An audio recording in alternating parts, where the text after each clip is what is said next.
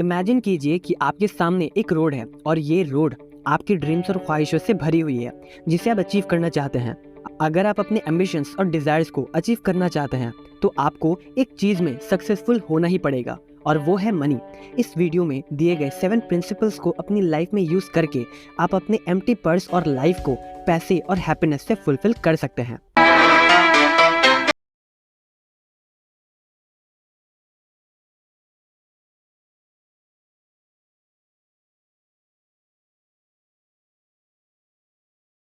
Start the purse to fattening।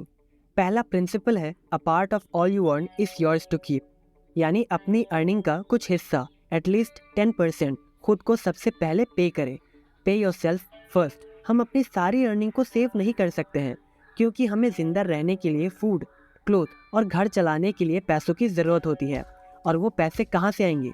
Obviously हमारी income से। अगर हम सभी चीज़ों के लिए पे कर रहे हैं तो हमें खुद को भी पे करना चाहिए और खुद को पे करने से हमारे पास हमेशा पैसा अवेलेबल रहेगा जिससे हम आगे यूज़ कर सकते हैं। And here is the magic happens. Compounding की वजह से हमारा पैसा हमेशा ग्रो करता रहेगा। Control the expenses. Second principle है make budget of your earnings. इसे हम कोबी की स्टोरी से समझते हैं। कोबी एक म्यूजिशियन था जो बेबीलोन में ही रहता था। कोबी काफ़ी मेहनत करता था और एक सिंपल सी लाइफ में ही जी रहा था। लेकिन कोबी चाहे कितना भी मेहनत क्यों ना कर ले, at the end of the day उसके पास पैसे ही नहीं बचते थे। इससे परेशान होकर Kobbi the richest man in Babylon Arkad के पास गया एडवाइस लेने के लिए। अरकत ने कोबी की बातों को ध्यान से सुना और कहा, कोबी तुम्हें सबसे पहले अपने खर्चों को कंट्रोल करना सीखना होगा। कोबी ने कहा, लेकिन मैं तो अपने पैसे अपनी नीड्स को पूरा करने के लिए ही खर्च करता हूँ। अरकत ने डिसएग्री करते हुए कहा, नहीं कोबी, एक्चुअली तुम अपने पैसे उन चीज़ों में खर्च करते हो जिनकी तुम्हें ज़रूरत भी नहीं है। तुम्हें सबसे पहले बजट बनाना सीखना होगा और खुद को अपने वांट्स और नीड्स से कंफ्यूज करना बंद करो। अगर तुम्हें अपना वेल्थ बनाना है तो बजट तो बनाना ही पड़ेगा। कोबी ने अरकत की एडवाइस मान ली और 1 महीने तक इस लॉ को फॉलो किया, जिसके बाद कोबी को कभी भी पैसे की कमी नहीं हुई। सो अगर आप बजट बनाना चाहते हैं तो अपनी वांट्स और नीड्स को क्लैरिफाई करें और एम्प्टी वॉलेट को भरने का सेकंड सोल्यूशन यही है, कंट्रोल दी एक्सपेंडिचर्स।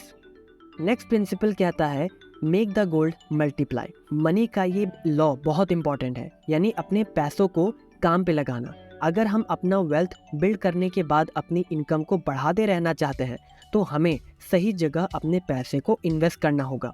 ऑथर कहते हैं कि एक इंसान की जो वेल्थ है वो उसके पैसे में नहीं होती है, बल्कि वो पैसा जहाँ से आ रहा है उसमें होती है।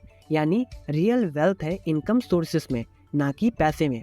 इमेजिन कीजिए कि एक इंसान अपने बेटे के लिए एक इन्वेस्टमेंट स्टार्ट करता है और जब उसका बेटा पैदा हुआ तब उस किसान ने एक मनी लेंडर से बात करी और 10 सिल्वर कॉइन्स इन्वेस्ट कर दिए और कहा कि इस कैपिटल वैल्यू का 1/4 हिस्सा हर 4 साल में एज ए रेंटल इनकम मेरे कैपिटल 10 सिल्वर्स में ऐड होना चाहिए। और जब इस किसान का बेटा 20 साल का हो गया तब उनकी इन्वेस्टमेंट की वैल्यू बन चुकी थी 31.5 सिल्वर पीसेस और 50 साल की एज में कंपाउंडिंग की वजह से ये इन्वेस्टमेंट बन चुकी थी 177 पीसेस ऑफ सिल्वर। और इन 50 सालों में ये कैपिटल ऑलमोस्ट 17 टाइम्स बढ़ चुकी थी। सो थर्ड लॉ यही कहता है अपने पैसों से काम करवाएं और उनके बच्चों से भी फील्ड में काम करवाएं ताकि उससे भी हमें फ्यूचर इनकम मिलती रहे। Guard the treasures from lost. Fourth law कहता है इन्वेस्टमेंट का सबसे इम्पॉर्टेंट प्रिंसिपल है सिक्योरिटी फॉर द कैपिटल। कई बार कुछ लोग ज़्यादा प्रॉफिट कमाने के लिए बहुत बड़ा रिस्क ले लेते हैं, जिसकी वजह से वो लोग अपना सारा पैसा लूज कर देते हैं। अपने पैसे को कहीं भी इन्वेस्ट करने से पहले अच्छे से स्टडी ज़रूर करें और उन्हीं चीज़ों में इन्वेस्ट करें जिन चीज़ों में आपका पैसा सेफ रहे। And be aware of your emotions. अपने इमोशंस में आकर ज़्यादा प्रॉफिट के लिए अपना पैसा कहीं भी इन्वेस्ट नहीं करना चाहिए। ऐसा करने से हम अपना ही नुकसान करेंगे।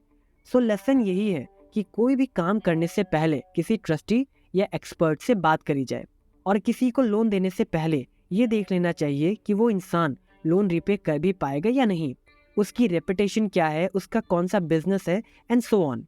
नेक्स्ट प्रिंसिपल है make a profitable investment.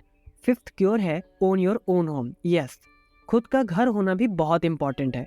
Author कहते हैं कि खुद का घर होने से एक अलग ही प्राउड वाली फीलिंग आती है और फ़ायदा ये है कि हमें रेंट नहीं देना पड़ता है और वो घर हमारा है। मतलब हम जैसे चाहे वैसे रह सकते हैं, कोई हमें कुछ भी नहीं कह सकता है। और साथ ही खुद का घर होने से हमारे इनकम्स, प्लेजर्स, डिज़ायर्स भी बढ़ते हैं जिन्हें हम बहुत अच्छे से फुलफिल कर सकते हैं। सो खुद का एक घर तो होना ही चाहिए और हम अपने घर को रेंट पर देकर एक रेंटल इनकम भी ले सकते हैं और फिर उसका इस्तेमाल हम किसी इन्वेस्टमेंट में भी कर सकते हैं। नेक्स्ट प्रिंसिपल है ensure a future income, always have a backup for the future. एक ऐसा इंसान जिससे वेल्थ के सभी लॉस के बारे में पता है, पैसे को कैसे अट्रैक्ट करना है, मनी से कैसे काम करवाना है, जिसे इन सभी चीज़ों के बारे में पता है, वो आदमी हमेशा अपने फ्यूचर को प्लान करके रखता है।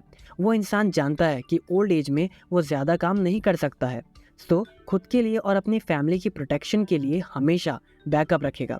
मतलब लॉन्ग टर्म इन्वेस्टमेंट्स जैसे कि real estate, rental income and many more. इससे होगा ये, अगर कोई क्राइसिस या अनएक्सपेक्टेड इंसिडेंट होता भी है तो वो उसे सरवाइव कर सके।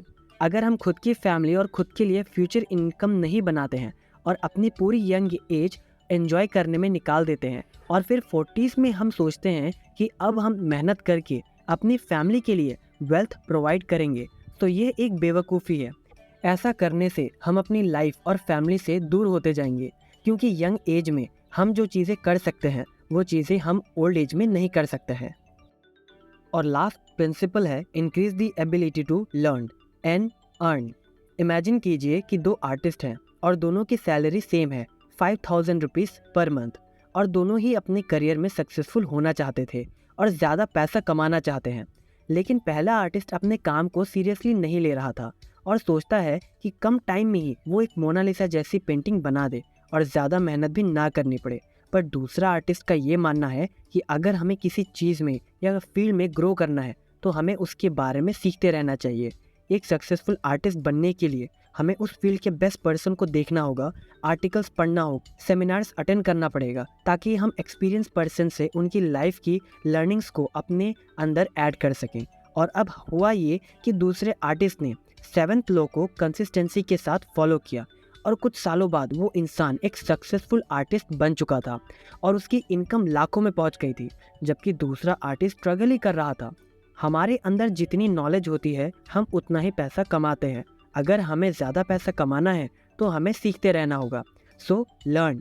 अगर आप इस बुक को पढ़ना चाहते हैं और इसके लॉस को डिटेल में सीखना चाहते हैं तो इसका लिंक हमने डिस्क्रिप्शन और फर्स्ट कमेंट में दे दिया है, मस्ट चेकआउट। और अगर आप ऐसी नॉलेजेबल वीडियोस मिस नहीं करना चाहते हैं तो सब्सक्राइब करने के बाद बेल का बटन दबाना मत भूलिएगा। मिलते हैं आपसे नेक्स्ट वीडियो में। जय हिंद।